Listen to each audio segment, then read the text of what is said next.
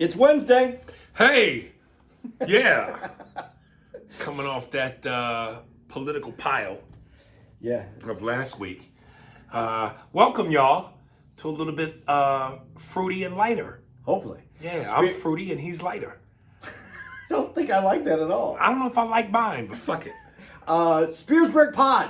Yes. All of our social media, you can be found at Spearsburg Pod, whether it's Twitter, whether it's Facebook, Instagram, you can find us there. Yes, MySpace. And MySpace. We should get a MySpace. Just for fun. Is it still around? Yeah, it is. It really is? Yeah, I think music uses it. Okay. Shit.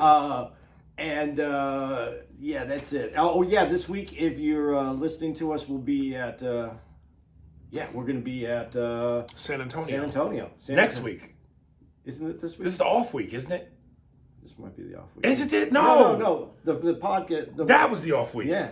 So we're in San Antonio. We're in San Antonio. Yeah, we're in San Antonio. We're experimenting with time travel right exactly. now. So we'll be at San Antonio. We'll be at the LOL Comedy Club in San Antonio. And we're going to eat the human-sized pork chop from Luna Rosa. I have brought my Tabasco sauce with me. I traveled with it. Niggas keep Tabasco on them like I do. I don't eat that dirty animal normally, but I'm gonna have some just because. Pig? Yeah, I don't eat. I eat that pepperoni that we get on the pizza, but that's about it. All right, fuck it. All right. But I'm gonna try it. Dude, I'm depressed. Why are you depressed? Because Kanye West and Kim Kardashian are getting a divorce. I mean, I just the thrill is gone. I can't believe it. The thrill is gone away. It seemed like they were so perfect. Oh, God, who gives a fuck? Who gives a fuck? Like, why? Who cares? Okay, I'm really not. I'm not trying to shit on. I am. On Kim Kardashian. I am. I'm going to say this. Kanye is. He's contributed to society musically. He's genius, crazy genius. Crazy genius. Right. So he has a place in the lore of this. Yes, he does. In this history of he does. Music, this country. He has some weird. He has his shoes. He's that nigga's Star Wars collection. All this shit looks like Star Wars. Yeah. I didn't think about it, but it does. Yeah. Even his house and stuff that he buys, like right. It has a very Star Wars-esque feel to it. You're right.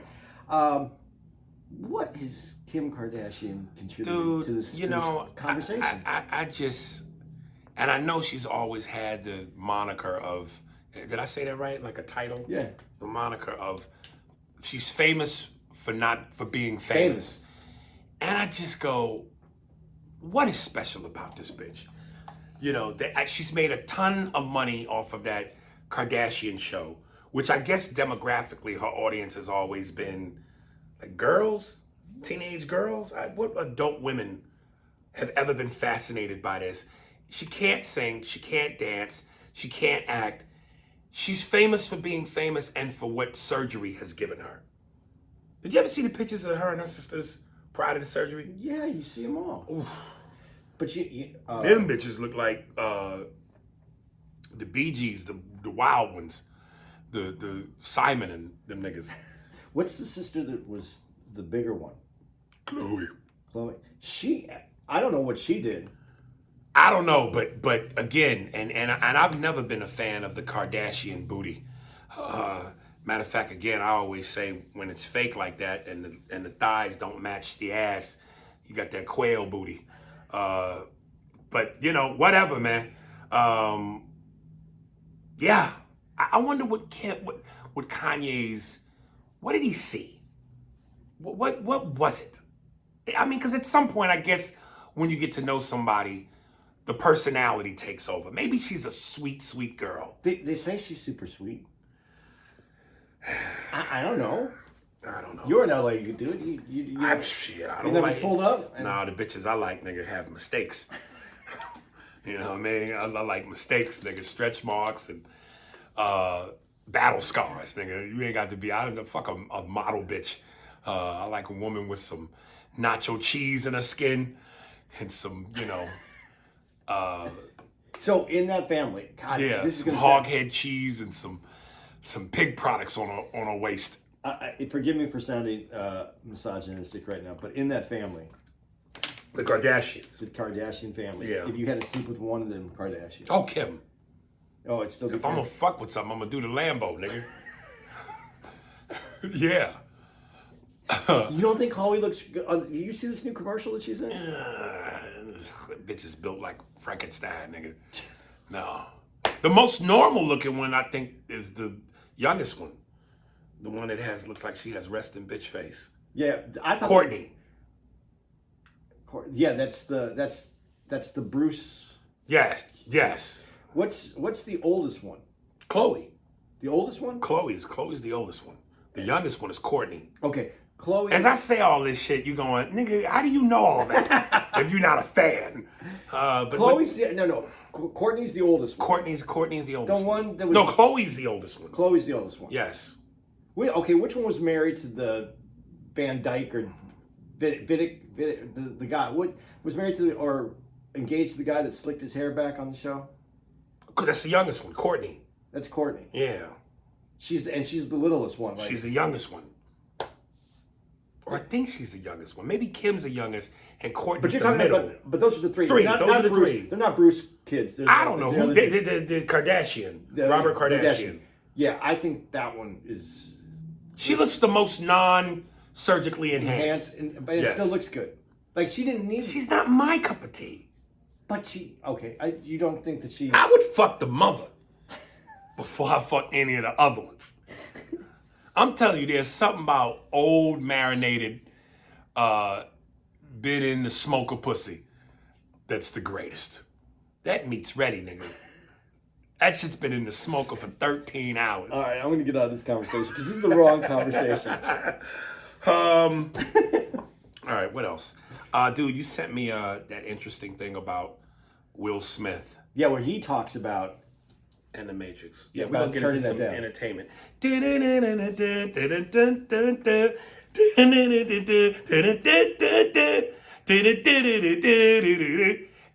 know what that's from? Is that the E? E Entertainment Tonight. Yeah. Dude, I Do you want me to show my leg like that one that No, heart please, no. I did it. Dude, there's some footage I had. I wish I could find it. I know I got it. A VHS tape. And I don't know if it's Entertainment Tonight. I don't think it's still on. But it was my era. And I remember when I did South of Sunset with Glenn Fry. And to this day, I think I watched that tape a couple years ago. I fucking cringed, man. Because I said, and this is back when I was doing the show, 2 years from now, I'm going to be the biggest box office star on the planet. No. No.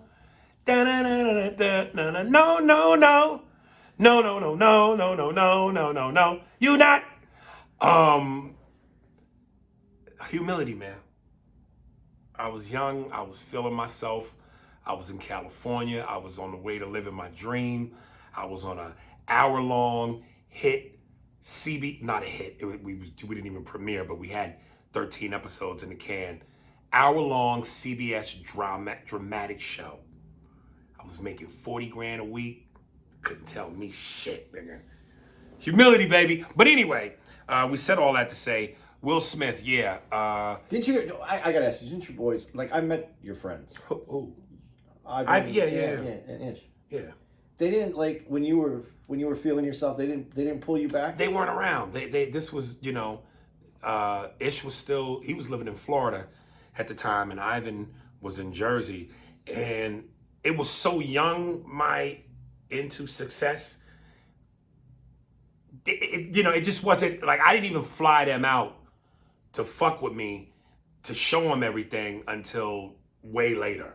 So they really weren't. I wasn't at that level where they could grasp that yet. Okay. Yeah. I just because I know them a little bit. I just thought they would grab you and go, dude. They may have, but again, we were all around the same age, so they might have been as fucked up as I was. Yeah, and you weren't gonna listen anyway if you were. Nah, nigga. So Will Smith was supposed to be Neo. They wanted him to be Neo. I forget what these niggas' names. The Wachowski brothers, the ones that created the Matrix. I know it's brother. I don't know. Yeah, the brothers, and they said, as Will broke it down, which was interesting. Here's their pitch. They come to me They go, you jump up in the air. The camera does a 360 while you hang there. Basically, Will was saying the pitch wasn't that inspiring and it wasn't that moving. And what was great to hear him say, because he had such a moment of honesty, because one of the things about Will's reputation is super nice guy. One of the nicest guys on the planet. You couldn't be any nicer. And listen, I met him twice. And one of the times I met him was to pitch him something. The motherfucker couldn't be one of the nicest dudes ever. So I say that to say you wouldn't get a sense that he had an arrogant bone in his body. But I always say, dude, when you're at that level and you're a movie star and all the adulation is bestowed upon you and you are making that kind of money, all the women want you, you are good looking, you're slim, you're trim, you're a sex symbol, everybody's praising you. It's got to get to your head a little bit. But I think Will, like Michael Jordan, had always been protective of his squeaky guy clean image. So he wouldn't display a moment of arrogance. But in this thing, without it necessarily coming off arrogant, he goes, yo, there was a period back in the 90s, I couldn't miss. Yeah. Everything I threw up went in. I was the dude. So when the Wachowski brothers or whoever these motherfuckers are. And they weren't a big name at the time. No, not at all. When they came and they gave him the pitch, he kind of looked at it like, not interested. Yeah, because he was doing it for them. Because he was doing it for them. Then he goes, I had done Independence Day. And after that, I didn't want to be known as the alien guy. So that's when Steven Spielberg had offered to him to do Men in Black. And I didn't know this part. Yeah, he turned it down. He said, because I didn't want to be the alien guy. Then Steven Spielberg called him and said, Will, do me a favor. Don't use your brain for this. Use mine. I thought that's a great line. And then he went, all right. And he signed up. And this goes to show you, digger, like Chris Rock's joke when he goes, yo, Shaq is rich. The motherfucker that signs his check is wealthy. When Steven Spielberg calls you to tell you, do my movie, first of all, I don't even think I would have needed Steven to sell me on do my movie. Steven who? I'm in this motherfucker. It's Spielberg. But when he said, and that really put it in perspective, don't use your brain, use mine. You know, when it comes to this shit, this sci-fi, this fantasy, these kinds of movies, nigga, it's what I do. Yeah. Trust in me. Yeah, because Spielberg really misses rarely. Right, and I was just going to say, here's the thing about this. Listen, you could take a gamble in this game, and if we're being technical, you don't know. But when you try to take the gambles, you try to make the best educated guesses you can. And when you look at a guy like Spielberg, did everything he do hit? No. But you'd be hard pressed to name his misses. The only one I can name off the top of my dome is that movie he did with John Belushi. 1942. And this was John Belushi at the height of his John Belushiism. And that movie tanked.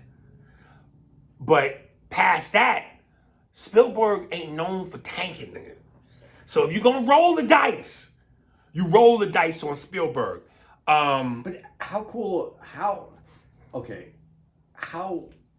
much do you have to feel yourself, though, to say that to somebody who's already at that level? Don't use your brain on it. Do me a favor. Don't use your brain on this. Wait, when you go, how much do you have to feel yourself? You mean Spielberg or Will? No, Spielberg. But I don't think you're feeling yourself. You know, nigga, you are the dude. I did the homework. You've done the homework. This is your track record. You're a genius. In the world of entertainment, Spielberg is one of the Picassos, nigga. But that line. And there's not many. That's the coldest line, though. Dude. Don't use your brain. Use mine. Spielberg, Scorsese, and even dudes who were that once don't seem to be that anymore. Not because their talent fell off. It just seems they're not in it anymore. Brian De Palma, who's not in it anymore. Oliver Stone, who doesn't seem to be in it anymore. Even George Lucas. I don't even think he really is responsible for all the latest Star Wars. No, all this stuff that's happening. He's working on something, but there's a lot more collaborative work going on. Right. So really, when you stop and think about it, Spielberg, Scorsese, in terms of who's active now, there's not many dudes you can name like that, man. Dude, but I like that he didn't say trust me. That's the kid. When someone says trust me, right? I'm gonna trust myself. But the way he said it is, you have a great brain. Right. You've made great decisions in your life, right. But you're seeing it from your perspective. Trust me. Look at it from my brain. I just think that's when I heard that, that's why I sent you that clip. That phone call with me would have been this long. Aries at Spielberg. When did we shoot? You got to sell me on a motherfucking thing. And again, no guarantees. Listen, at one point in the 90s, when we had the three major action stars, Willis, Stallone, and Schwarzenegger, at the height of Arnold's Schwarzeneggerisms, remember, he took the gamble on what then was a $200 million movie, The Last Action Hero. Oh, yeah. That bombed. But it's actually a good movie. Okay. If the only reason why we didn't see Last Action Hero 2 is because Last Action Hero 1 died, nigga. That movie was a bomb. So it goes to show you, if you were a betting man 9 times out of 10 in the 90s, would you have taken a risk on Arnold? Absolutely. He's got too many hits. But there's no guarantees. There's no certainty. So that's the scary part. Because all the budget was there. The biggest name in action. All the gadgets, the explosions, the guns. It's a $200 million movie. And it flopped. So, yay. Absolutely. Last Action Hero. The first one didn't do well. There wasn't the second. You know what we were missing? Ice Cube. Yay. So there that goes. But, okay, so, and then Will just takes it on. Will takes on decides. Oh, he said he decides to do Wild West. And that kind of sums it up for you. Instead of The Matrix. Right. And that was a bomb. But I like what he said, that he saved the Matrix franchise, because when they were looking at him to be Neo, that was meaning that Val Kilmer was going to be Morpheus. Dude, Val Kilmer's career is weird to me. Because other than what I thought was the greatest role he ever played, Doc Holliday in Tombstone, he was the shit. To this day, that's one of my favorite movies. I always say, it don't matter what time it is. If I come into the house with my favorite sub, hamburger, whatever I'm eating, I don't give a fuck where that movie is. It could be 8 minutes till the credits roll. I'm watching it. He's the only person I know that could say, I'm your Huckleberry. And it doesn't sound... Why, if you just want my friend, I don't think we could bear it. Now I've got 2 guns. One for each of you. He had some of the greatest fucking lines in that movie. You know Daisy. You know Daisy at all. Oh, I love that fucking movie. Dude, but see, But after that... Well, but wait, okay. I know you didn't see him. You didn't see him in Jim Morrison as the Doors. You know what? I didn't, but I can believe you. But it was, when I heard he was going to play him, I was like, oh, this is going to be... But he looks it. He doesn't when you see him as he embodies it. He took it over. I can see that, though. I think there's things that he's done that I've been, other than Batman, I've been really, I was impressed. But even his Batman, well, it's probably, is it the worst? No, Clooney's the worst. Clooney admits it that his was the worst. Yes. But Val Kilmer is second worst to me. And then he just got grossly out of shape. Yeah, he doesn't really work on himself when he's not. That nigga look like a naked toad, nigga. And in Tombstone, he was the dude. Good looking, lean, slim, trim. But that was, Tombstone is a man's movie. Absolutely. It's a TV dinner. It gives you everything. Even Kevin Costner. No. Kurt Russell. Kevin Costner made Wyatt Earp.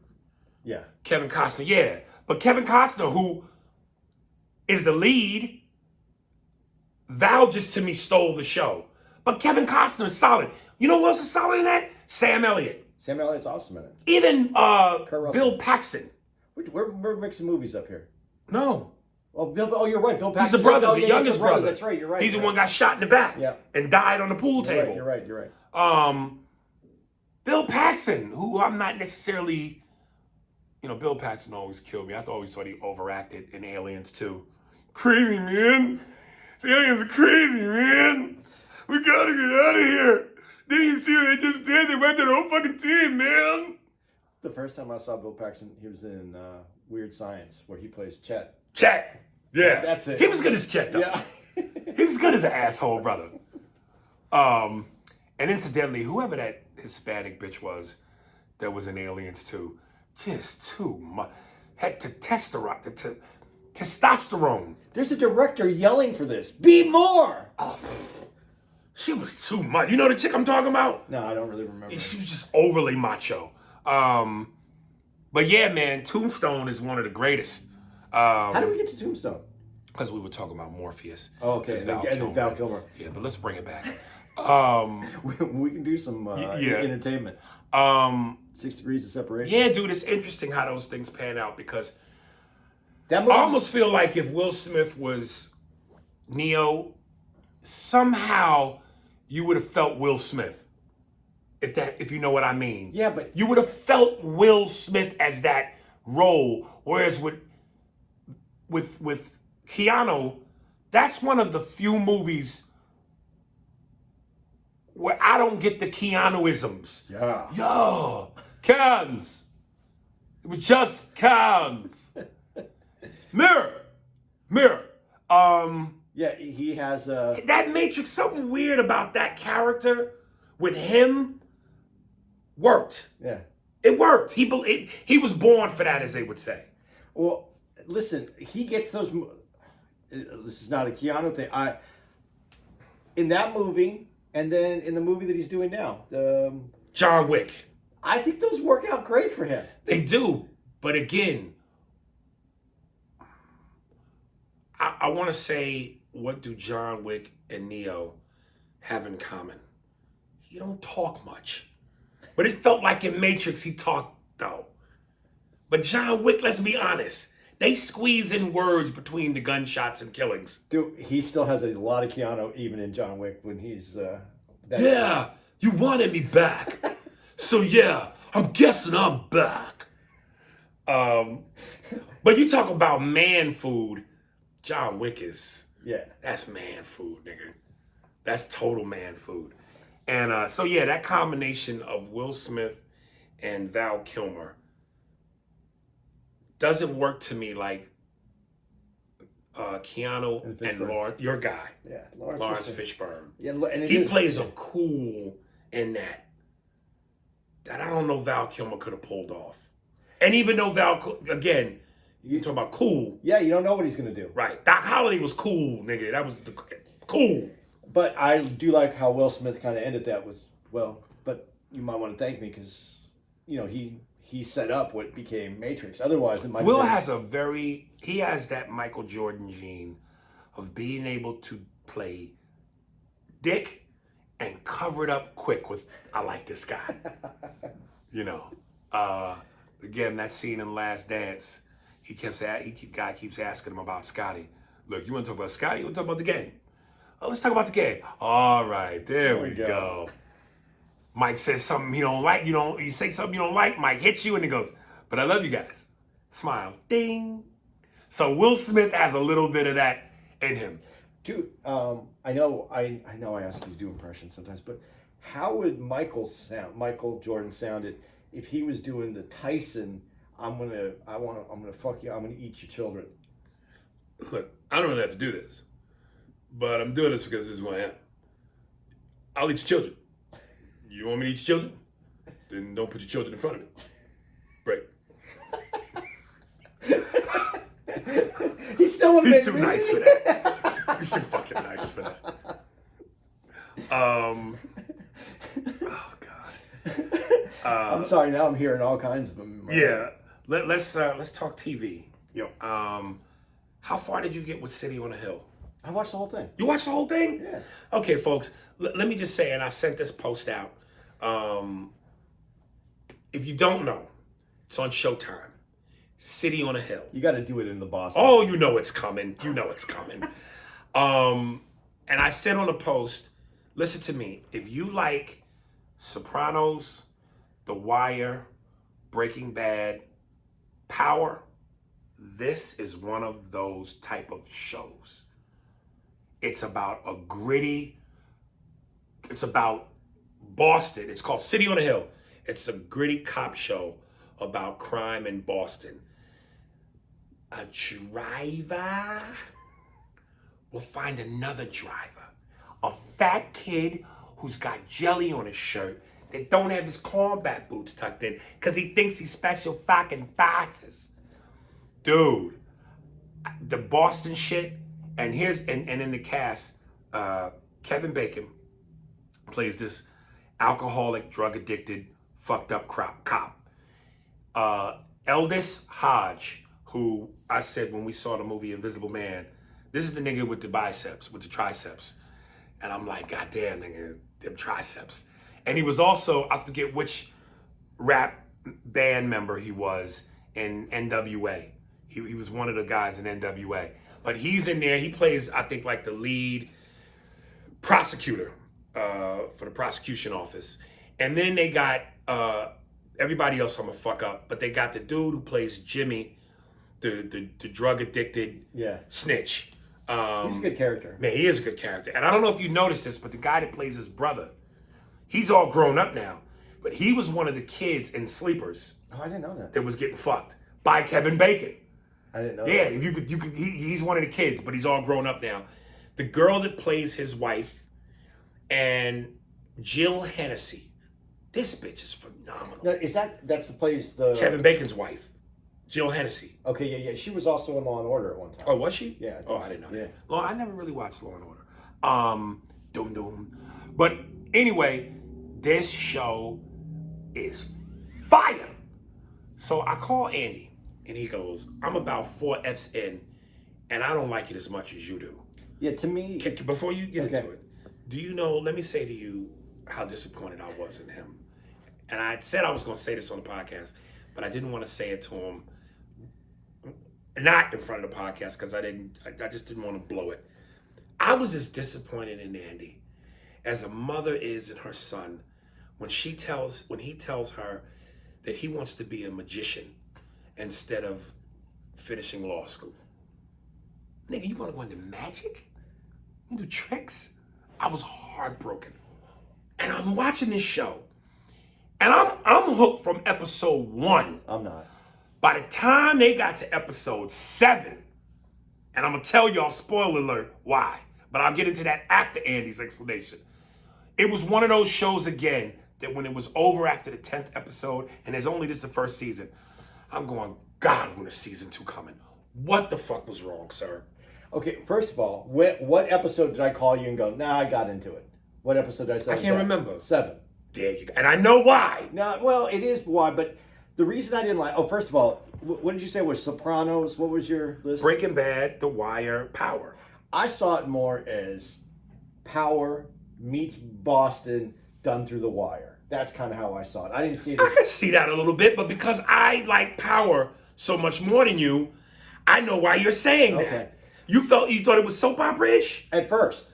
It's so gritty. Okay. No way. Okay, the reason I feel it's soap opera... And I will say this, though. At first, I didn't agree with your assessment on that, about Power. But now that I look back at it, I go, it did have a soap opera feel. But if you like soap operas... A lot of suspension of disbelief to be... in Power. To get to that soap opera feel. But this one, the reason it has a soap opera feel to me, at the beginning, there's a lot of characters in here that are just saying words. At the very beginning, they don't develop the characters. What I like about it, and the reason I really like 7 more... 7? The episode 7. Okay. The reason I got into it in episode 7... So by episode 7, and there's only 3 episodes left, to 10, you went... Oh, yeah. Okay, so when you say, oh, yeah, On a scale of 1 to 10 of, this shit garbage, to, yo, I'm hooked. After 7, where were you? I was probably like an 8. All right. I liked it then. What happened was, and I'll tell you, this is how I looked at it. And it's kind of interesting because I've never seen it like this before, and I'm going to give them credit to the dudes. And that's the other thing. Yeah. Matt Damon and Ben Affleck produced this. It's got all the elements, dude. I've never noticed, maybe this has happened before, I never noticed it. There's so much dialogue and so many characters. I'm like, what the fuck is going on here? This is not making any sense. I got all these people. There's no character development. I don't even know who to care about. They start killing these people off. And then you start knowing who to care about. And then develops the character as it's happening. But the first few episodes, I was like, how can I don't even know what the story is because there were so many different people talking and having. And then one by one, you realize, oh, this was needed so that you could develop this character. This was needed so you could develop that character. And this, so it paid to stay in it. Had you not been like, dude, you're missing it, I might have not stuck it out to episode 7. I was like, oh shit, now it all makes sense. Right. And that's why I didn't like it at first. But now that I'm in, now when it ended, I was like, what the fuck? What do you think about Kevin Bacon's character? Well, remember the movie, we talked about this movie, I think, on the podcast, the one where the guys are in, where he plays a prison guard. I was going to say that. He's that dude. Yeah. Especially when in Sleepers, when the 2 dudes are older and they go to the bar and they see him in the booth eating his food, the way he's cutting his food and his hair is slicked back, he's got the little mustache. The moment they showed him at the dinner table in this show, and it's the same thing. The way he's cutting the food, holding the knife and fork, he's got the slick back hair, the mustache. I said, that's his character in Sleepers. Yeah, but that's what it was when everybody was going, he's great, he's this. I was like, it's just that it's the dude from there. Like I saw Kevin as that character already, so it didn't seem like a stretch. But as Kevin goes throughout the series, then you really get that development of it. It's not just the guy eating it. Right. Now you see. Man, he plays dirty dick asshole well. It's just hard sometimes not to see him going Footloose, where he's in the movie Footloose. But he's doing a great job in that. I'm telling you, I wasn't sold. Episode 7 hits, and I'm like, okay, now we got somewhere, dude. And here's where I'm going, because I'm knowing you, and I know how much we talk about race. I'm going, dude, that part where the priest calls Elders Hodge house nigga, and then hits him. I know Andy's got to respond to that. I know he's gonna look at that and just be like, yo. Well, that's okay. When we get into that part of when you're getting into that those are the first characters I felt like really stood out. That's where the development really starts coming from. Because the bad guy scenes, I'm like these guys are like, they're bad guys, but they don't seem like bad guys. There's you mean besides the fact that they shot and killed the guards? The guards. That scene. Okay, that's the one scene where I go, this guy's a badass. But then he isn't a badass for 5 more episodes. Okay. Am I wrong about that? Well, they were showing where it was like, he's a family man, a loving father. And he just kept saying, I don't want to have a reason to look over my shoulder, basically. And that explains the guy in the first episode. Yes. And then you get to episode 6, and I'm still like, what the fuck? And then when we get, like I said, we get to 7, and I'm in. You didn't want to see his brother dead a long time ago? Jimmy is such a snitch, a piece of shit. And he plays him so well. Yeah. And he in his head, he's making sense in everything he's doing because he's trying to save his brother at the same time. Right. Yeah, it's a great character. Dude, it was almost like you got the sense, if he wasn't, I forget what the main guy's name was, Frankie. I want to say Frankie, but I know. It is Frank, though, isn't it? No. I could be wrong, but Jimmy's older brother, who was the leader. Yeah. But see, I didn't care about him enough. That's the problem. Really? Until episode 7, I wasn't in love with anybody. But you got the sense that if he wasn't that dude's brother, the other robbers, they would have been killed. Oh yeah, they would have killed him a long time ago. Right. Yeah, but so he was just the strong guy in there, but I didn't feel him. Until we get to episode 7, I'm not there. But it was worth it. And the reason I'm mad at myself for saying this, by the way, and not going, fight through it, because there is, you could see some good storylines coming up. That's the whole purpose of having these kind of shows where they're a series, but they're little movies. Right. So that you can develop and take your time. They took too much. If they would have said to me, if someone would have said to me, wait till you get to wait till you get 7, it will all come together. Then I would have said, okay, I'll watch, and then I would have got it. If I was just watching this on my own, like I said, you would have bailed? I might have bailed, but I'm having more appreciation now for Ben Affleck and for Matt Damon. If they do another series, I'll know that this is kind of the way. What I loved about it was it felt like, and I'm gonna tell you, when I see movies like Goodfellas, Casino, The Town, anything gritty street, as I'm sitting in the theater knowing it's coming to an end, I look at my watch and go, oh shit, we've been in here 2 hours. I don't want it to end. Yeah. This is The Town on a show. Yeah, it is The Town. That's what I'm loving about it. You get to see this extended 10 hours. But that's the thing. I saw a lot of similarities in The Town to this. But The Town, you got the characters, it was moving. Because it's 2 hours. You got to get it all. That's why I'm ashamed of myself for not letting Right. the artist develop that picture in front of me. Right. And once we got to 7. Dude, how great was the mother? The mother's good. The wife of the Jill Hennessy. That's the wife. That's her name. No, not her. Not that. The wife of the main guy. No. The main bad guy? Yeah. Kathleen Moriarty. Dude, there's something about her. Man, let me tell you something.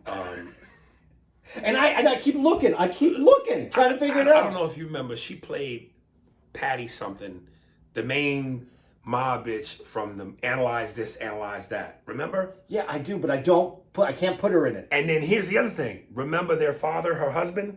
That's Gans from 48 Hours. Oh, yeah. White people, when y'all age, it seemed like overnight. That was just like 2 movies ago. You was young. You don't think that the chick still... Kathleen Moriarty? Yeah. Are we talking about the same bitch? The mother that was in the hospital about to get her feet cut off. No. The blonde with the big hair. Oh, his wife. Yeah, his wife. Yes. She was hot. What is it though? Is it Jersey hot? What is it? Yeah, it is. It's that East Coast. East Coast white women have a like black women. But it ain't it's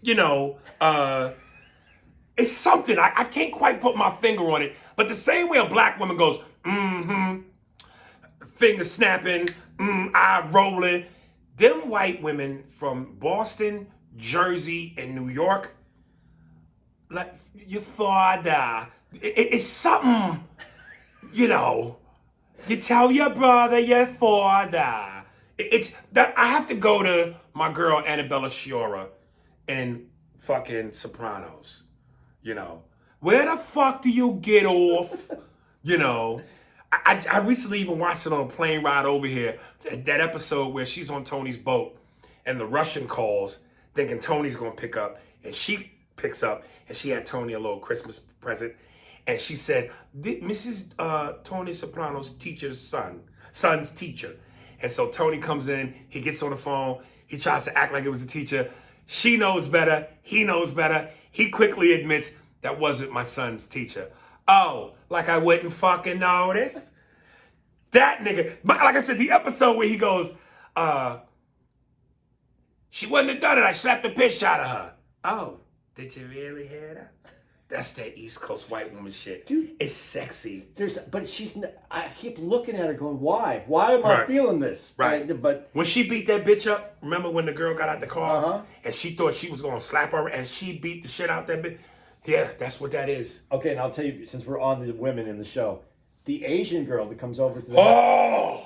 I didn't believe that. Because how does she know where he lives? If he's a cop, how does she find out where he... Never underestimate women, nigga. Women are detectives from birth, motherfucker. Don't you ever underestimate. Let me tell you something, dog. My ex-wife, that bitch was Columbo, Perry Mason, all the top cops. That bitch knew how to find everything. I'm gonna tell you something. I'm in my second marriage. She's moved back in. I think maybe a month, maybe in. I go to the Marriott, which is where I would go to fuck my baby mother. Nigga, I swear, I walk out of nowhere. This car comes, stops right in front of the fucking hotel, damn near across the street. I see a dude lean out. I couldn't make it because it was far away, but lifted something up to his face, boom, drives off. I'm already paranoid because naturally that's just how I am. I go, that was a detective, nigga. The nigga just took a picture of me. Why would this car come out of nowhere, stop directly in the doorway, and then take off? About 4 months go by. Nothing happens. So I go, nothing. One day me and the wife get in an argument. Yeah, because I know you fucking your little girlfriend still. Y'all put the Marriott. Damn it. That was a detective, nigga. Dude, there is a comic. I don't remember who it is that has the joke about if they really wanted to find Osama bin Laden, they would have put a woman on it. Nigga, I'm telling you, do right. not underestimate. Women can look at your shit stains in your drawers and tell where you was, when it happened, what you ate, what you were thinking. Please. Yeah, but that scene was a little. But the other part, she brought her in. She brought the. And that's some woman shit too. You didn't believe that? I felt because I wasn't. You don't cheat enough, nigga. That's what that is, nigga. You are so faithful. You don't understand what these bitches do. When she brought the bitch in the house, I went, yep. And movies have shown you that. Fatal Attraction. Even though she was being sneaky, but I'm just saying the levels that women will go, whether I invite myself or whether she invite me. Women are crafty, motherfucker. You know, that's the same as Dracula. How? You got to be invited into the house. Once you're in, anything can happen. Right. That's that Dracula shit. I invite. Maybe you're right. Maybe I got to tell Tara. I got to cheat on her. So You got to cheat, bro. So I understand. You understand these bitches are cunning, nigga. They're cunning. All right, so it's my lack of inexperience. Yes, and dirty, and that's why I love this show, because the dirtiness of it, I go, that's a part of me, nigga. I'm dirty, nigga. Yeah. That mother, though. Okay. The way she was trying to play like, she got Kevin by the balls, and really he's like, bitch, I got you out of vagina. That banter between them two. Dude, when he pieces out on her, when he on the street, when he tells what job she could get. Listen, when the wife says to him, and she dresses up in the garter belt, I want you to fuck me. Why won't you fuck me? And he refuses to fuck her, and he treats her so badly, and she wants a divorce and all that, but she even admits there's a part of her that still loves him. And then at some point, whatever it was to cause him to have his epiphany, and he realized he wanted to finally do right. And then there's that scene where he's in the hotel because she done kicked him out. And then when she comes over, he knows it's her, so he gets excited. You can see his enthusiasm back amongst the liquor bottles, and he's watching porn. Yeah. And then the hooker walks in. And I felt for him. I was like, damn, nigga. Because I know you're trying to do right, but you just played yourself. That's when I started to really like that character. Because then he just goes, after that all happens, he goes, damn. Yeah. Here's what I fell in love with him. And here we go. Episode end of 6 and 7. He's got this daughter. Oh, yeah. Is a drug addict, can't get along with her mother. And the main snitch that they established in the beginning gets her set up to get sexually assaulted and have a problem with heroin when she's in the hospital trying to rebound from a heroin problem. And the two niggas that fucked this white girl, they beat her up bad. And cut to, he comes in, and prior to this, he's giving you every reason to hate him. Yeah. He's a shitbag. Yeah. He's not trustworthy. He treats his wife like shit. The only love he had was for his daughter. He's cocaine, he's drinking. And as much as you want to hate him, as much as you could hate anybody who's like that, someone has a soft spot. There's a soft spot in that person's heart that he has for someone, and it was his daughter. So when he races into the basement of the projects and he sees his daughter laying there half nude, beat and bruised and battered, and you could see the father in him take over. No matter what you felt for him, you sympathized at that moment. I agree with you, except because I hadn't that daughter character. She hadn't been fully developed. She was just a bitch, and I didn't know why. Well, that to me was like, well, that's white kids. The way she would cuss at her mother. Yeah, You mind your fucking business. That's just white kids. I didn't feel. I don't want to say that I didn't feel bad for someone who was beaten, raped, and drugged. I'm just saying, in the character, I didn't have a connection to her yet. Right. That's one of the things that, again, I'm going to say... It took you a minute. Yeah, because I wasn't connect. I was like, okay, so they beat the shit and raped this girl that I don't really like that much. So it was hard for me to get... But then they later show... Yeah, so now that's all come together.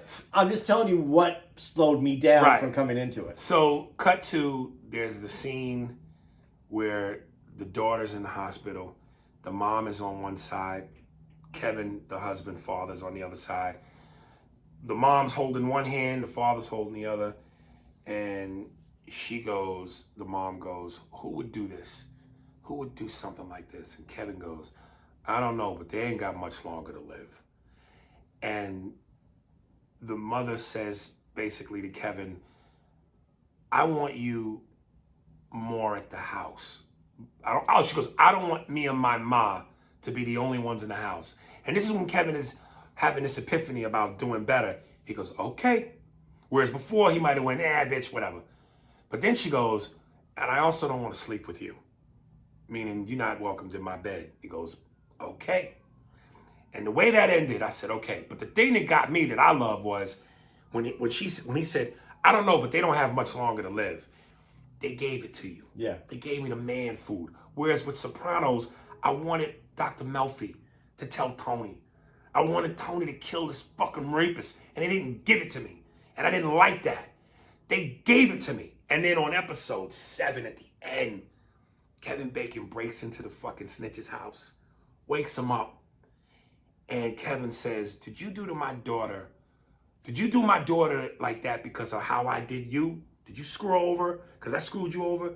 Not only does this dumb motherfucker say yes, this nigga doubles down and goes, you should have seen her with my cock in her mouth.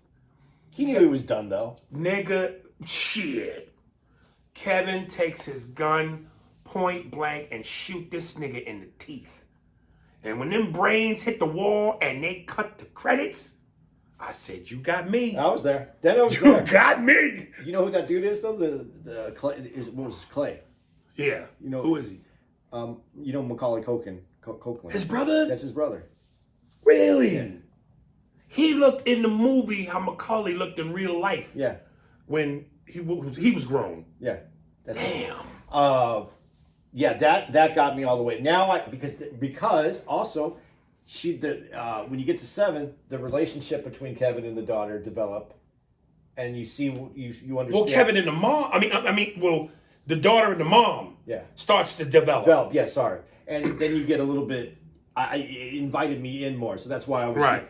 But you know what? You said something when Kevin Bacon's character wanted to be better. Right. You said that he said okay, and then she said you get okay. I noticed the white guy that got hit by the twisted T. When white guys want to do better, they say okay, a lot more. Okay. The twisted T guy that got hit in the face, that's what he said when he was. Right. Okay.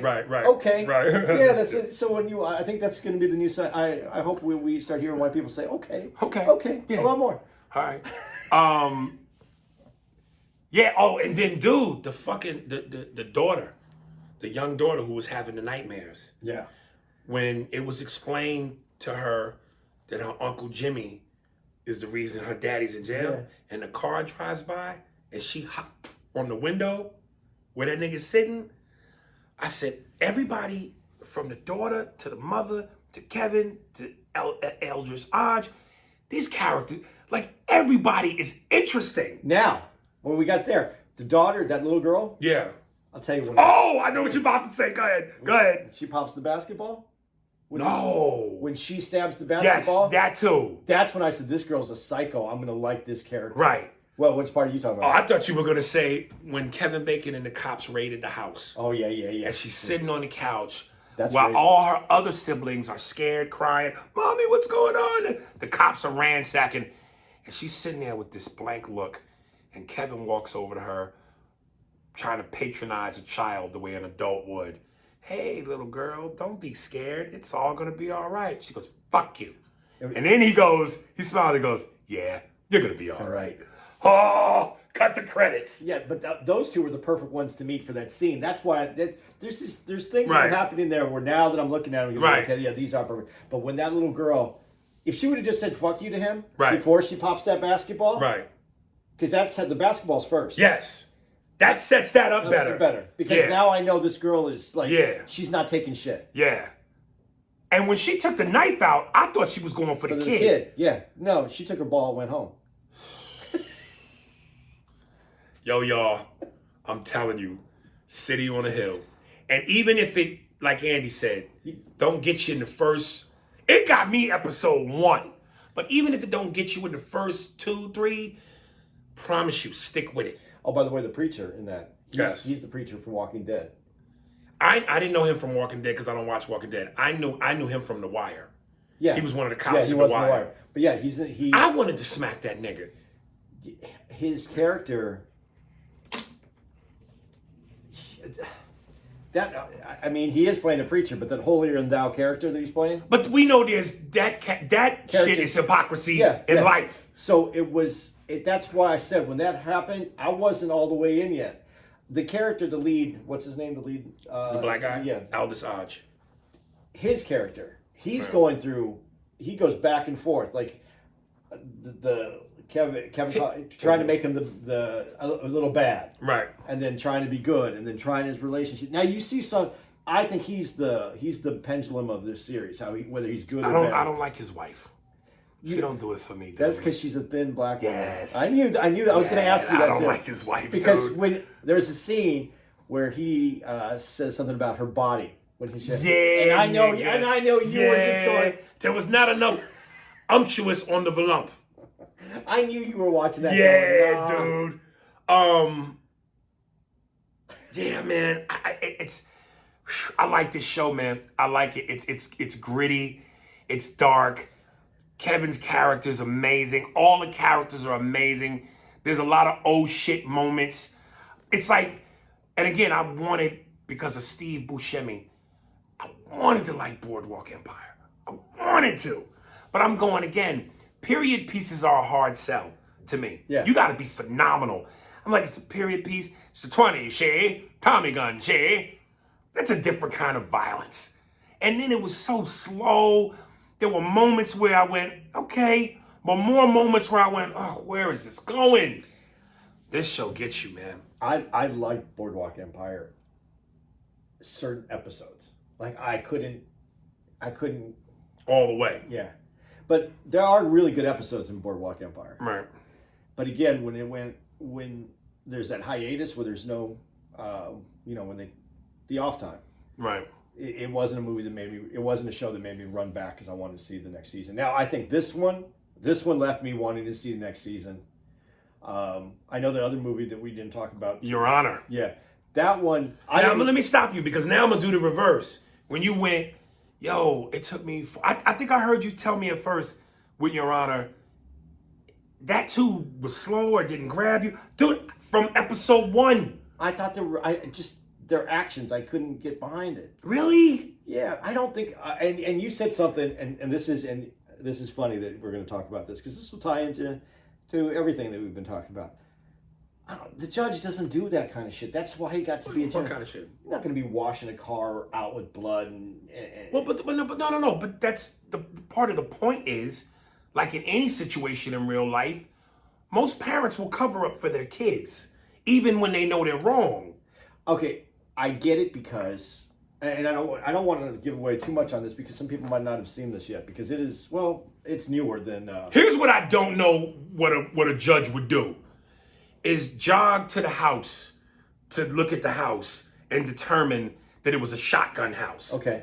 Without going, when he said to the dude, you can't cut your eyes, left and right and see into a kitchen, a bedroom, and a bathroom. It's a shotgun house. When you look in, goes right out the back. So that's how I know you're lying about having seen what you said you saw. Would a judge really do that? Okay, if it is a judge that would do that, would he cover up everything like that for the son? Well, what would be the point of doing it if you're not prepared to protect them? Well, that shotgun house is for it was earlier. He was protecting the kid. Yes, but the kid's mother was the one that was in trouble. Right. So you're saying... If he was willing to do that in the beginning of the show... Yes, then he's willing to protect them. Why else would you do that? That had nothing to do with the accident. Before the accident even occurs, he goes to that house. Yes. Yeah. Right. So... No, not the accident. Remember, they're setting up his character. Yeah, but so you're a good person. You feel like the cop might be lying. Right. So you go, you're running by, you're jogging. Right. You can't be the judge. You have to just be running by. Right. Looked into the house. Right. Because then he calls out the cop, and he calls out if it's a shotgun house. Right. He calls him out for lying. Yeah. Would a judge really do that? Okay, if it is a judge that was so concerned about justice, would he go back on his whole oath even for his son? Different. It's his son. You do anything for your kids. Listen, my kids... If my son hit somebody and came home and said, I hit somebody, I'd go, listen, it's not going to work out any better for you. You got it. But wait a minute. Remember. Okay, yeah, I know the next part. The stakes are higher now. But you're not going to get any better. It's not going to make it better. You really have to go because now that's the only protection you have. If you were a judge and you had that kind of pull, and I guess him and his son were trying to do the right thing by turning themselves in. Uh-huh. But if you're a judge and you had that kind of pull, before you find out that your son killed the son of a hitman, of a gangster, sure, you wouldn't try to help your son? I would not to cover anything up. I would have taken him right away. I would have said, we got to go. The son wanted to go. It gets very contrived. That white guilt is something else. When you motherfuckers, y'all telling yourselves, niggas ain't, did you hit somebody on a bike? Nigga, I wasn't even in the car. Okay, wait, before we even get there, before what you're saying, you're not going to get away with it. How do you know? One, okay, and this is where it gets far-fetched. We're watching the scene where they're driving, and right, before he hits him, and he's being followed. And this is the reason he hits him, because he's being followed. He gets nervous. He needs his... Drops his inhaler, right. So that's the only two cars on that whole road for this whole time. But remember the one car left. Yeah, and then so there's a motorcycle. We're in this city area. We're in the city. The ward. They were like in the ninth ward. So that's the only two cars are going to be in the whole place. The other one leaves, and now one motorcycle goes by, and no one comes out. Here's a big crash, and no one comes over and sees anything. As soon as that happens, this movie's all bullshit to me. Niggas mind their business. Dude, if you see someone I'm laying being down, funny, but yeah, I see what you're saying. Okay, he also drops his inhaler, and his inhaler's there. He's gonna get caught. There's no way that they're not gonna find the inhaler. The motorcycle part, after it's impounded, falls out of the bottom of the car. Some of this was a little. You want suspension of disbelief, okay? I get that, but that's like believing that Fart Man, Howard Stern, actually flew out of the fucking sky. It was too much for me. But this last Sunday's. Yeah. And wait, is there 5 episodes or 8? We're only at 5 right now. There's okay, because I thought I was tripping. No, there's 8 total. I watched all 5, and I was like, I thought he said it was 8. Yeah, it's going to come out this Sunday. Oh, okay. We're still short to 3 episodes. After the 5th episode, with everything that's happened, I went, okay, now I really want to see next week's episode. Okay. I mean, there is things in there, but the dog finding the bloody rag, and he pulls it out, and the lady goes, yeah. Is that blood? And then he just goes, I got a something, and then right, he never comes up again. He's holding a bloody rag in his hand. Right. The cop is coming over for dinner. The moms, everybody's over for dinner. The mother-in-law. Just so many. Like, how is this even possible? The only way it's possible is that this is supposed to be taking place in New Orleans. It is. Yeah. Yeah. And in New Orleans, man, almost anything is possible. Ninth Ward, baby. Told you, this New Orleans is Mardi Gras, where I had the stripper say she'll lick my asshole, which is turned into my joke. New Orleans, nigga, anything go, nigga. What was her name? It didn't matter. It didn't matter, nigga. Someone might want to request her. Okay. All of them bitches is in the Ninth Ward. That's what they do, niggas lick ass. So you like the show? You like the show? I don't like how much suspension of disbelief I have to have, but the show is getting better. The show is getting better. I also don't like, and this is okay. I'm going to ask you this, and maybe it's just the times we're in. I'm tired of the main gangster now. The guy gangster is not the tough guy. It's always the wife. He's now. sensitive. It's always the wife. I told you, we are living in the era of bitch niggas up. That's why, dude, I'm sitting here telling y'all, Sopranos. It was the last of the Mohican. When that scene, when Tony sits on the fucking cereal bowl trying to tell Meadow about not going to Europe, and she goes, oh, listen to Mr. Mob Boss. What did you call me? And he gets up, and Carmela goes, Tony, shut up. He told her to shut up. Men can't do that anymore. Dude, I would love to have seen the scene where Carmelo gives out an order and Tony doesn't know about it. Fuck out of here. And then shit on him after she gives out the order and it comes down to it. I told you my next special is going to be called 100% heterosexual alpha male. I am the last of the dinosaurs, nigga. Yeah, I hear what you're saying. The mafia's bitch is tougher than the main mafia dude. Yeah, that. Yeah, I hear you. And when she said, there's a scene where the daughter is having an issue, and this all takes place because the mafia dude, he got his son a motorcycle, and this is in the very beginning. And it kind of gets you at the beginning because this is when he one, was two, three. When he was looking for that inhaler, and of course the way they cut that together, boom. Yeah. And he hit that car. I went, oh! And he hit this nigga so hard, nigga, the helmet and the sneaker flew off. Yeah. And then you know how I told you, I'm squeamish about shit. And that leg. Nigga, the leg with the compound fracture, I went, turned the wrong way. Yeah. Whoa! But we still haven't found out exactly why he was in the Ninth Ward. Why The he motorcycle. Well, him in the motorcycle in the Ninth Ward, plus the kid. But they established that. Because the mom, is that where the mom died? Yeah. They just started talking Well, about bitch, why was she over there? Yeah, that's what I want to know, why she was Right. there. Okay, so why was the white mom in the Ninth Ward? Yeah. You know why that bitch was there. There was a nigga named Terrell somewhere in that goddamn Ninth Ward whose dick was a plunger nigga. When they cleared all that water out of the Ninth Ward, Katrina, that nigga stuck his dick in a dike, and the rest is history. Okay, so so that's that. All that. You're a judge's wife. Your husband makes great money. Why was that bitch in the ghetto? They didn't answer this yet, and he's bringing that picture over. Okay, so that's the beginning. Right. We have it all at the beginning. But okay, so what happens is he gives his son the bad dude gives his son the motorcycle. He ends up getting hit. And then the daughter's having a problem, and she leaves, and then the mom says to the dad, after his son is dead, why don't you buy her a motorcycle too? Yeah. She should be like, if she doesn't die by the end, if she doesn't die by the end of the series, Right. I'm not down with the series at all. Oh God, isn't that like a woman? You do something that's sweet and nice, and he bought the motorcycle, and when he got the motorcycle, it was hugs all around. But now, because of an accident that the father had nothing to do with, they hit you with the, well, why don't you buy her a motorcycle? You can't please these bitches, man. This is why I pay for pussy, nigga.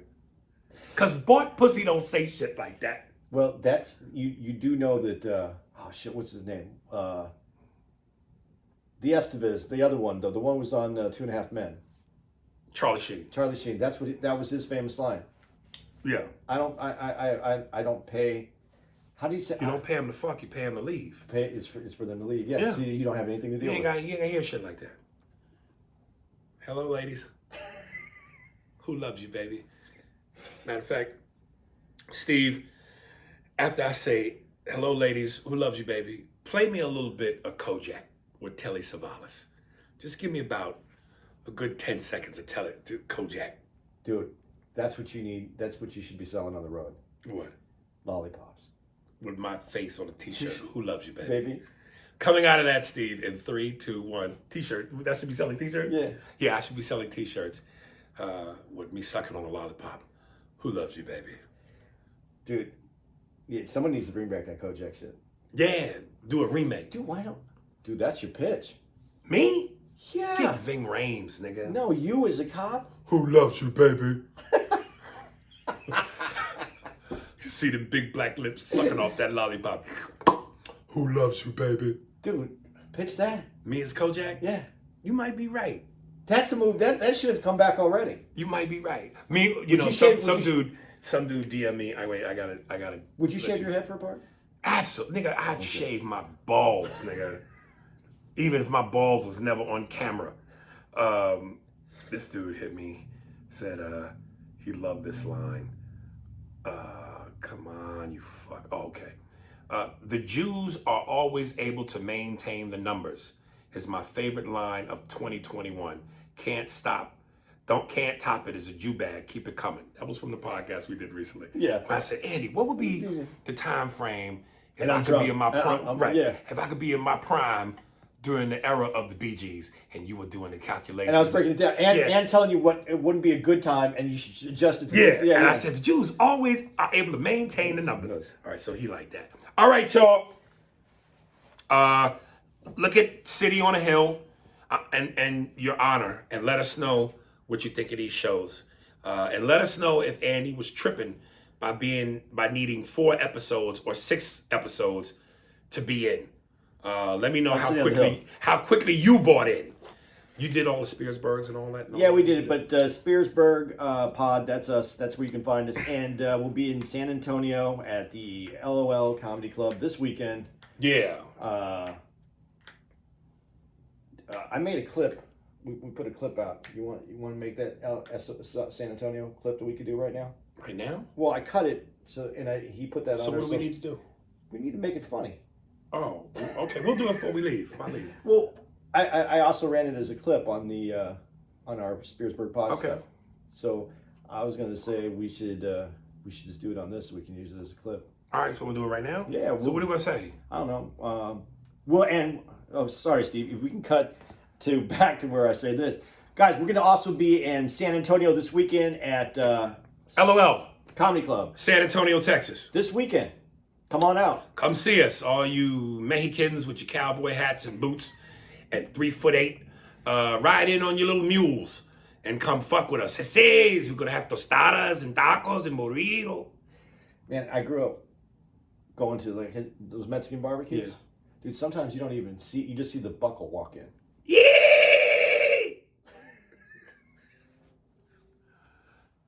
Badges! We don't need no stinking badges. All right. We got buckles. We got buckles. You see a buckle, hat, and boots, nigga. That's it. That's That's it. You got some music? Oh, shit, yeah. We got caught up in the Mexican sauce. This is from DJ Bless1E. His Instagram is at its DJ BLESS 1 Nathan E Edward NE. Facebook at DJ Bless 1 NE. And the song is called Likely Ally. Likely Allies, DJ Bless 1 NE and Nucleus. Enjoy, y'all. Out.